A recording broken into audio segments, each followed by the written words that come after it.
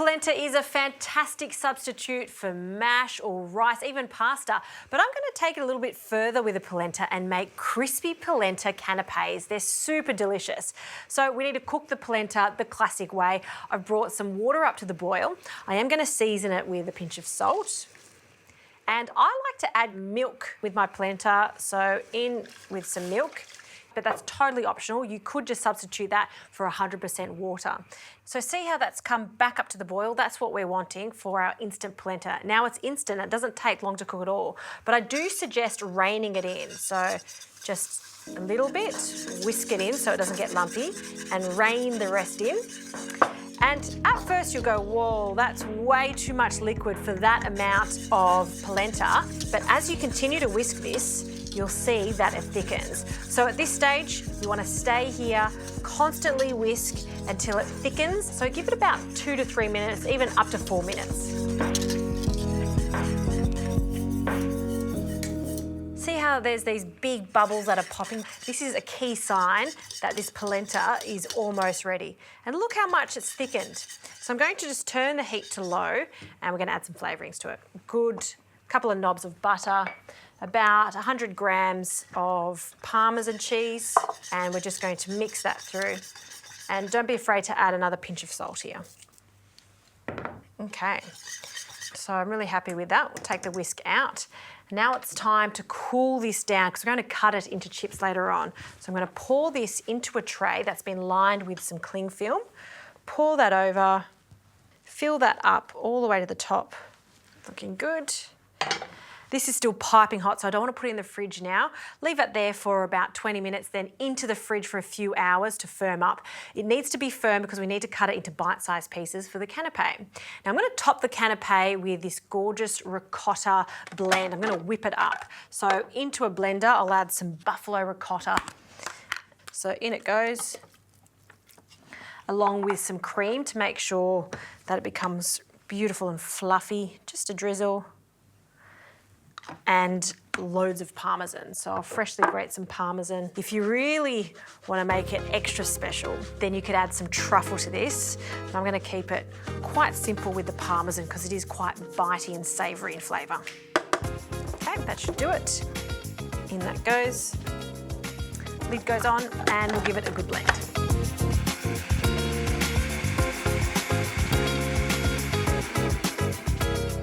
So much easier to do in a food processor.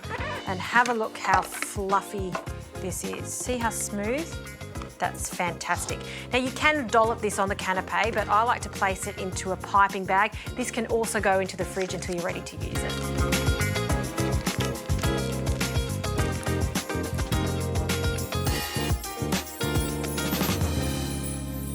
Right, you can see how solid the polenta goes, and this is why you need that Glad wrap on the bottom of this because it makes it so much easier to come out.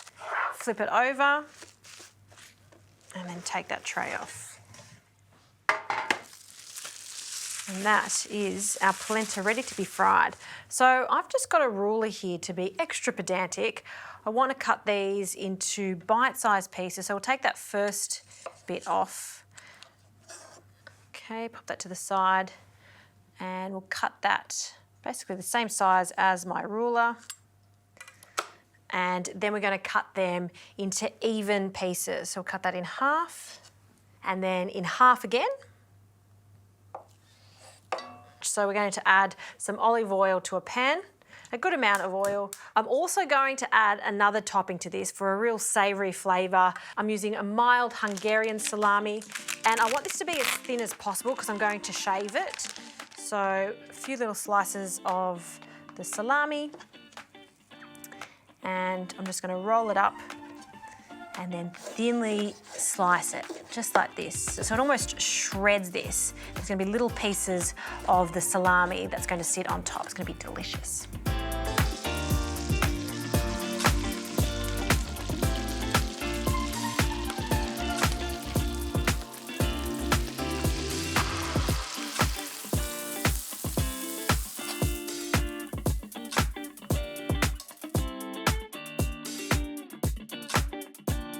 All right, polenta chips have come out of the pan. They're lovely and golden on top.